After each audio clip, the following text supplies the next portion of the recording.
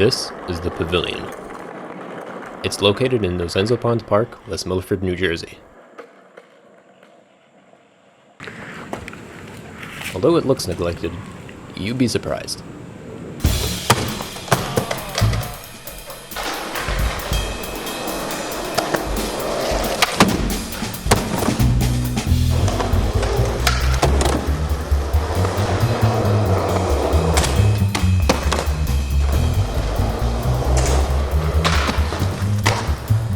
I think the kids have been using it for what they want to use it. Now they're using it for like a skate park, which I think is perfect for that. The Pavilion, or PIV for short, was never designed to be used for skateboarders. It is awesome that it is just literally a box of nothing. How many groups do you see that want to build something? But this is about how it made for the perfect skate park, and a community who refused to give up on it.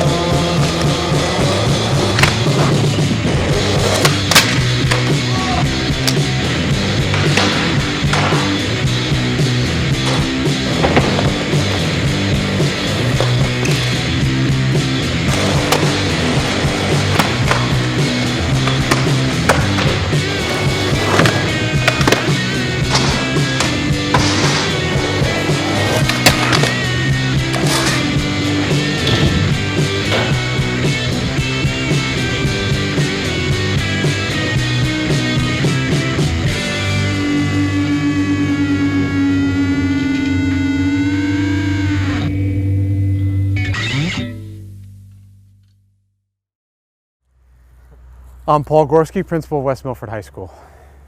Our high school is great because there is something for every student. There are so many outstanding programs and classes. There's pretty much any passion that a student has they can pursue. We have over 20 varsity sports. We have double that many clubs.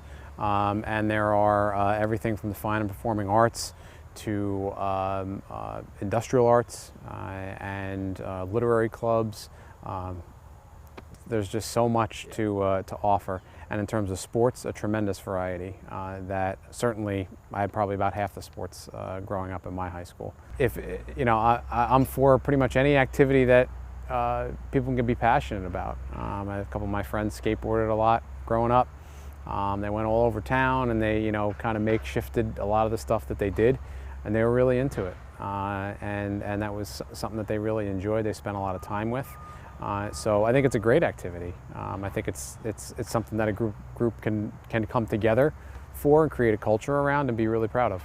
If you're equating the Pavilion with a concept of a place to skate, I think that any activity that a number of people are involved in, I think it's good to have a proper space for that to take place in.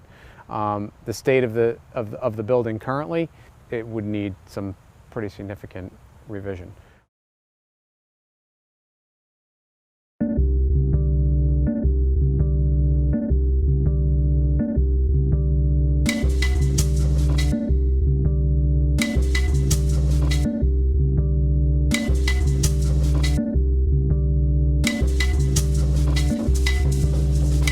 The Pavilion to most just looks like a heap of trash. And to be fair, it is. There's garbage littered everywhere, profane graffiti, and the walls are deteriorating. However, the structure has established quite a name with the skaters, and has earned a special place in regards to local skate spots. Everyone, if you don't know what it is, like it looks scummy, but like It looks scummy, but like this is like more fun than any other place for us. Yeah, like and- any other person past this thing, like shithole.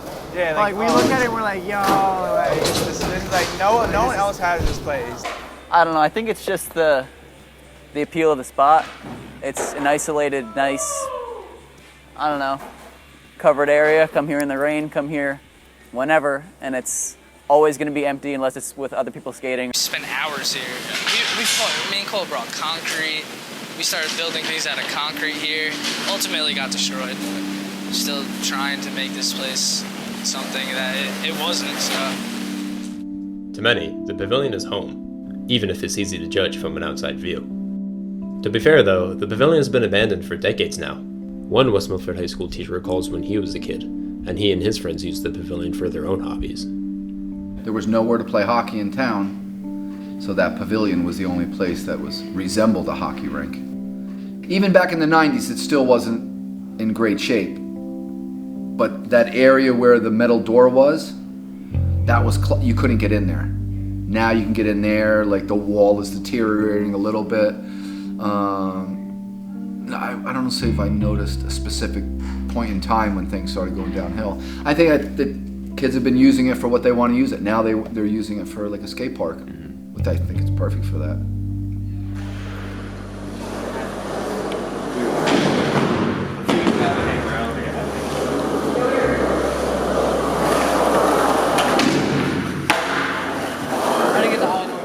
At that time, the town didn't own it. The church did.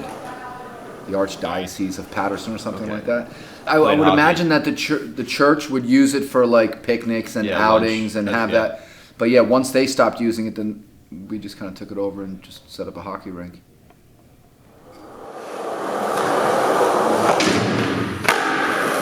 We'd probably go there at least once a week. Because if not, we'd have to travel to a half an hour to go to either Glen Rock or Hawthorne. Those towns had rinks. But if we wanted to play in town, that was our only option. What do you wish should be done with the pavilion, if anything? Why wouldn't they? Why couldn't they turn into an actual skate park? It's been more than 20 years, and the case stays the same with the pavilion. Kids repurpose the structure to fit their needs because there's nowhere else for them to go. Mr. White's account of having to use the pavilion due to it being the most convenient and available place to play hockey isn't too far from what the skaters have experienced. I know they have a skate park, but nobody really likes going to the skate park. See, they tried. Oh, the one up by Upper Greenwood Lake? That one? Mount Laurel is a skate park that was constructed almost a decade ago, in 2009. But if you took a visit there now, it's most likely to be deserted. I don't like Mount Laurel.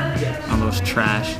There's no shade, and it's up the mountain, and a lot of the kids that skate that I know live down the mountain, so nobody really wants to drive up there in the first place. So it's a pretty bad location on the town to put something there. Mount Laurel Skate Park, also known as West Milford Skate Park, is located in Upper Greenwood Lake, which is sort of in the corner of town. Ask anyone who lives in West Milford, and they say that town is separated into two parts, down the mountain and up the mountain. Trust me, it's two different worlds. Up the mountain is sectioned off quite a bit from the rest of town, so putting a skate park there would definitely only lead more people to a closer spot 5 miles away, the pavilion. But we're not done. This is the first of many problems. Well, it's not as hot as Mount Laurel. There's shade when you need it. If it's raining, well, you can't go there. If you want to skate something different, you don't go there. So you just go to the Piv. Like everybody in the community that does skate in this town works to build things at the pavilion to make it look better, make it feel like a skate park. Laurel's awesome to have, but this is just something special. Mount Laurel's built by the town. This place was built by the people who use it. I think there's definitely a bigger community that comes here that knows each other on first name basis. Clearly, Mount Laurel suffers from a number of problems. However, in addition to things like location, no shade, and less of a community, the biggest factor from keeping Mount Laurel alive should come as no surprise. The skate park was just poorly designed. It's just really enormous slabs of concrete thrown on top of asphalt. It's like there's no room really for like creativity. There's no learning curve there. Like, it's either you commit and you hurt yourself, or it's just like you're already that good and you can just go. There's like holes in the worst spots for the features, so there's a lot of stuff that you just can't do because it's a risk factor. It's just not safe. I don't know what it is exactly, but there's like those circular holes in like half of the ramps. After looking at them and noticing that they're like repeating in certain areas, they're kind of symmetrical. It looks like maybe it's part of the structure, maybe how they brought it in. The problem with that park too is that I think that was built by Spawn Ranch, and all those concrete features were prefabricated concrete. So pour in place concrete skate parks are probably best, because then you get more of a pulse from the community and know like how the town skates, like how the local skaters skate. Hold on. Pour in place concrete? Precast concrete? What is the difference? The pour-in-place method of skate park construction is the more traditional method. It involves adding concrete to wood or steel forms on site to allow it to set and form a feature. Therefore, once the concrete dries and hardens, it can be used for skating. This is the ideal way to construct features for a skate park, opposed to the precast concrete method. This involves moving the process of concrete casting to a professionally handled factory, then placing those precast features on location to be skated. This removes the threat of bad weather conditions and lessens the cost of construction. Pretty convenient, right? Well, maybe not. Prefabricated features can backfire. I've seen loose or missing screws, holes in features, and plenty more. Although the method is cheaper and easier, when done poorly, it can ruin a skate park. Unfortunately, Mount Laurel falls victim to this. And the problem with like that prefab concrete too is that bank, it has like 2 holes on the outside of it for, I guess, like where they like picked it up and used a crane to like bring it in or whatever. And like that's a hazard, you know, like if you want to build a skate park, like a good skate park, you can't have a municipality that doesn't have a clue about skateboarding to go and build a skate park, because there's been like so many skate parks around the country that have like been built that way and nobody skates them, and then that's a reason for the town to say nobody skateboards, so why should we pay to maintain something, when it's like, well, come to a place like this and like you actually have like features that people want to skate, and you can kind of gauge their interest and see what they want to skate, and then you take that to build like a really good facility, you know? Skate parks require flow, space, and an excellent amount of care and delicacy during design. Jordan Galliano, a former member of SF&J, or Solid Foundation, should know this best. So I think that's a good thing to like add into it. I think like that's a good background on me. So I've worked at a 501c3 nonprofit in the past called Solid Foundation for 2 years. Solid Foundation holds many events towards skateboarding, and when you go to their website, they make it clear of their number 1 objective. The best thing about Solid Foundation is that it's a community. Solid Foundation is a group of people that come together in all aspects of life to get together as skateboarders or artists. We have guys that have been coming to the park for almost 10 years now. Solid Foundation, in its core of who it is wanting to build community and relationships.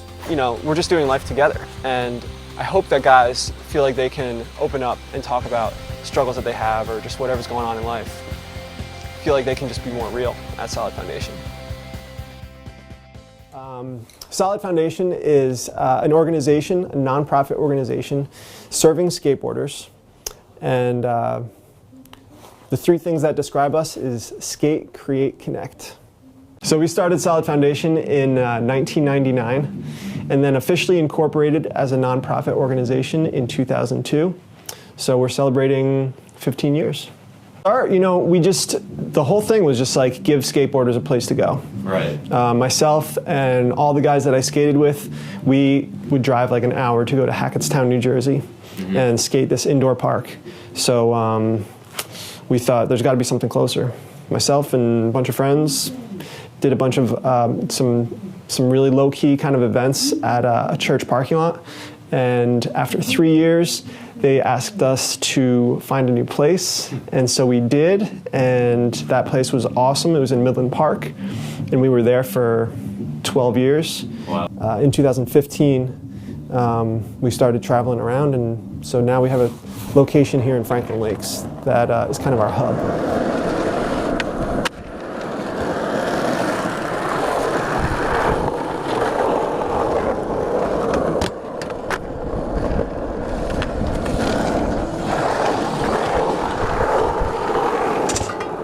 A big part of Solid Foundation is service. So we get kids just experiencing how much fun and how easy it is to give back and to do something awesome. The sentiment isn't at all too far off from what goes on at the pavilion. Kids bring ramps all the time. Like Chris said. Like everybody in the community that does skate in this town works to build things at the pavilion to make it look better, make it feel like a skate park. In fact, Solid Foundation noticed this and decided to help us. Because vandalism and graffiti got so bad, it was SF who stepped in and helped us paint over it. We were responsible for painting the walls here, cleaned up the garbage and stuff, brought some ramps here and kind of like fixed it up. After we had that agreement with the town that we would paint it, clean it up, and everything would be good, and we can kind of like stay here, or whatever that agreement was. Once George made that connection with all the Solid Foundation guys, and we all came here, cleaned everything up. I didn't clean much. I wasn't there for that part exactly, but I helped paint. We covered it once because it was more in an effort to move toward a real skate park where we had a lot of ramps. It used to be worse, like before we painted it, like it was so bad, like stupid stuff. The times that I've been up there, it was so awesome. It's such a needed space for young people to have a space that's their own that they can really like shape. How many groups do you see that want to like build something? If you give like a field to a bunch of baseball players, will they go out there and actually like rake the clay or put the lines down? Usually they're depending on somebody else to do it. If you give like an empty foundation, an empty plot of land to skateboarders, like they will turn it into something amazing. It is awesome that it is just literally a box of nothing, because then your creativity comes out and then you can build what you want. Because you go to these skate parks and you're like, all right, now you got to choose which park you want to go to. It's like, well, this one has a nice corridor and this one has a hubba or something like that, and like they never have everything you need in the one spot. But now you got the box, and if you got the right materials and money, or hell, even a hammer and nails, you can build it, and it might not be the prettiest thing, it doesn't have to be, but it has to work. And the nice thing about that place is that there's a whole bunch of stuff that's just like broken and around there and stuff, so you just, pick it up, you're like, I could do something with this.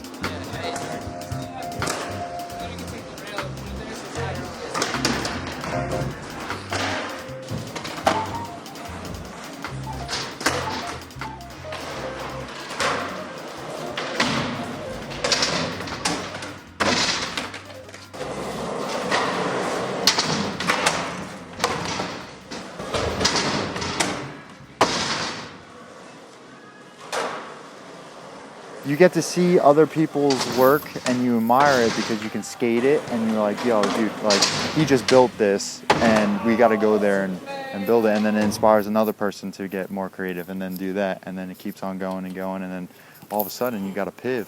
The kids who like actually build things, clean the place, and they're more like regulars. When you get like kids that aren't regular, that's when they get to destroying things and everything gets ruined. It was fun. Everything was all red for a while, and then within like a couple days, we got that huge Pesco or whatever it says over there.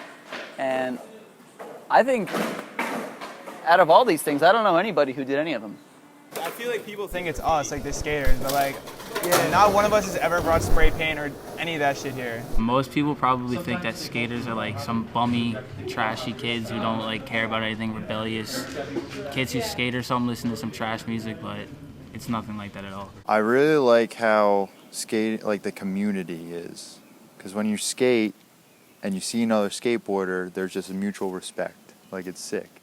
But then there's always the bad thing about skateboarding is, oh my God, they're skateboarders, they're vandalizing, they're breaking all my stuff and everything like that. Like growing up, especially for me, like you had shows like Jackass or Viva La Bam and like all that stuff where it showed like the biggest fears for people around like skateboarding, and like from an outsider looking into skateboarding, seeing like, oh, those guys are being disrespectful, they're destroying property, and it's like, yeah, but like not every skateboarder is that. I'm trying to get a skate park built in my town in Ponce Plains, so like we have a lot of people that are like saying like, oh, well, you guys are just gonna come in and vandalize the space and leave garbage. It's like, no, like. We're not, we're just trying to have fun, you know, especially in a town like this where it's just like dead. Do you see any football players or baseball players like destroying their sports facility? We're like happy to have something like this because nobody else is using it, so it would be like our kind of sanctuary. So we know that it's our right to keep it well maintained, but at the same time too, it's difficult when you see people that aren't skateboarders coming in and graffitiing and disrespecting the place that you're trying to clean up. So then that makes it look bad on us because then the town could see it and saying like, oh, well, they're not keeping it up or like whatever. But it's like you have to show support for something to encourage it to be taken care of. Even with the poor reputation, people still continue to maintain and skate the spot. The Pavilion has been through many stages and will continue to do so. Even over the course of making this film, ramps have been added, removed, litter thrown, cleaned up, walls vandalized and painted. The sheer versatility that the Pavilion offers keeps skaters coming back, and although it has its ups and downs, the spot has proven itself to be significant. At least here you get to move things and you get to put up what you want. People bring things all the time, so it's never ending of just like new things to skate. It's always, huge advantage is not having things that are permanent. And that's what I think is so unique about skateboarding, is the ownership and the drive to create. Skateboarders have this unique drive and motivation to do something without having like a coach and somebody tell them like, this is how you do it. They just go out and figure it out on their own. And I think that can apply to just about anything in life. The thing that we learn in skateboarding that's just so valuable in life is this idea of grit. It's passion and perseverance, the ability to get up and brush yourself off and try again.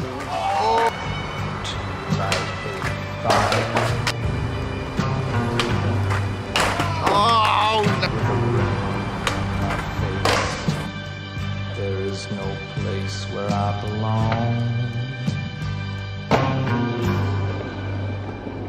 Did you forget to sing it so soon? If you can apply that to getting a job, if you can apply that to learning, if you can apply that to starting a business, you know, like you can't fail. Hello. Greetings from West Milford, New Jersey. It's your host, Donnie Amsterdam, on Channel 7 News, live and direct. You heard it here first. Skateboarders are up to something. So this all begs the question, where do we go from here? Now, partly of why I wanted to make this film was to present a history of a misunderstood place that I thought deserved a little more than weird looks and a poor name. The PIV has been transformed from a picnic area ran by a church to a skate spot ran by a community. But the other part of why I made this film was to present a proposition. As far as I know, the town is actually looking for something to make the Pavilion into. The entire area, the Zenzo Pond Park, is under renovation and has been for years now. Well, the Zenzo Pond reconstruction project has multiple phases to it. Right now, the work that you're seeing here in December of 2017 is the reconstruction of the athletic field, the addition of a parking lot and parking lot lighting. They'll also be putting in a fenced-in dog run and just upgrading some of the site amenities, demolition of some of the older structures. So the Pavilion is really slated to be kind of what we consider like a phase 4 project. Obviously it's just in the kind of early conceptual stages right now. The Pavilion rehabilitation is probably, I want to say, a year and a half to 2 years away from this point. Right. So the consensus on what it would be in the 4th phase? Yeah, you would, again, you would have discussions with local stakeholders, the Recreation Committee, the governing body, and really, try to engage the community as far as, what they want in that spot. George and I actually heard the Parks and Rec Department were looking for what they wanted to make the Pavilion into. We attended 2 council meetings, proposing to make it into an official skate park. But 2 main factors are holding them back: the existing skate park and money. all ideas, obviously have to be kind of thought out, and all ideas are going to cost, different levels of, capital. And, that's kind of where, this consensus building process comes together. You have to get everybody together and get all these ideas on paper and start figuring out, okay, how much is each going to cost? And then, obviously at some point in time, the township's governing body will have some options to weigh, and they'll be able to kind of put together a spending plan of what they can afford to do, and, we'll go from there. Now, I know West Milford already has a skate park, and obviously money doesn't grow on trees for a small town like ours. But I think the opportunity here is too obvious to refuse. There's a very alive community of skaters who have maintained and cultivated a place for themselves. It'd be such a shame to ignore such an unmistakable passion that exists in this town. Pour-in-place concrete is expensive, but Mount Laurel is unused.